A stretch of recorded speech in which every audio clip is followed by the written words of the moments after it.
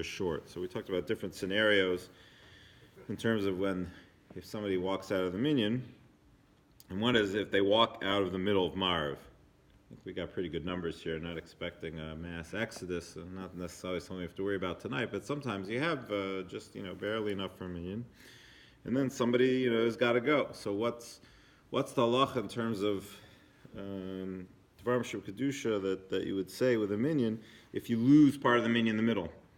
So as long as you start Baruch Hu with 10, and then somebody leaves, you still would say the Chatzi Kaddish that comes right before the Tefillah, because that Chatzi Kaddish relates to, is like the break between the beginning. And since you started with a minyan, so then you would say the half Kaddish that comes before Tefillah. But you would not say the Kaddish that comes afterwards. You wouldn't say the Kaddish Tiskabel that comes after the Amida.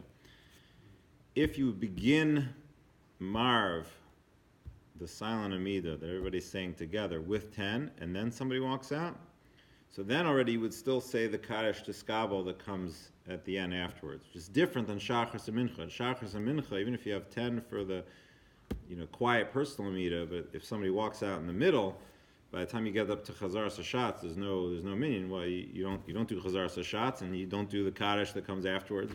But here there is no Chazar Sashatz, right? Because there's no repetition at Maariv. So the silent Amida really, the Kaddish that comes afterwards really relates to the silent Amida. And since at the beginning of the silent Amida you had 10, so then you would say the Kaddish Tiskabel that comes afterwards.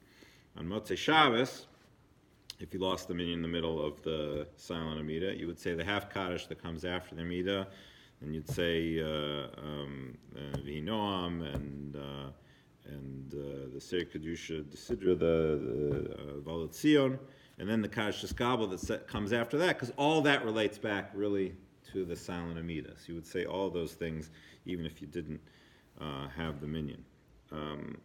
Now, if you did lose the minyan, however, one thing you would not do is you wouldn't say Magen Avos. The Magen Avos is sort of on Friday night, sort of acts like Chazar Sashatz, and therefore, if some people have left by the time you get to the end of the Amida on Friday night, so you wouldn't say Magen Avos anymore, but you still would say the Kaddish Tiskabel that comes afterwards, because then that relates back to the Amida. According to everybody, you wouldn't say the mourner's Kaddish that comes after Aleinu, because again, like we said before, Aleinu sort of is independent and stands on its own as a new tefillah, and therefore the mourner's Kaddish relates to that. So you need a minyan to be there for Aleinu in order to be able to say that Kaddish.